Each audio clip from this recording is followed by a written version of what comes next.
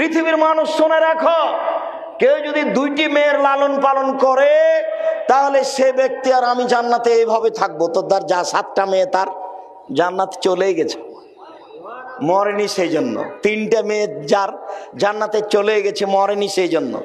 আল্লাহ নবী বলছেন, কেউ যদি 2টা মেয়ের 1টা মেয়ের লালন পালন করে তাহলে মেয়েটা হয়ে যাবে মধ্যে, ওইদিকে হবে জাহান্নাম আর এদিকে থাকবে তার বাপ। মধ্যে আছে মেয়ে, ওইদিকে আছে জাহান্নাম আর এদিকে আছে তার বাপ। বুঝাতে পারলাম না? আগে তার বাপের জান্নাত হবে, তারপরে তার মেয়ে জান্নাতে যাবে। আপনি বুঝতে পারেননি নারীদের কত মর্যাদা, আপনি হিসাব করতে পারেননি তাদের আল্লাহ কত সম্মান দিয়েছে। রাসূল সাল্লাল্লাহু আলাইহি ওয়াসাল্লাম বলছেন, আন-নবিয়্যু ফিল জান্নাহ, নবী জান্নাতে যাবে। অশহীদু ফিল জান্নাহ, শহীদেরা জান্নাতে যাবে। অসিদ্দিকু ফিল জান্নাহ, সত্যবাদীরা জান্নাতে যাবে। ওয়াহুন নিসায়ে ফিল জান্নাহ, মহিলারা জান্নাতে যাবে। এখানে আপনার নাম আসেনি।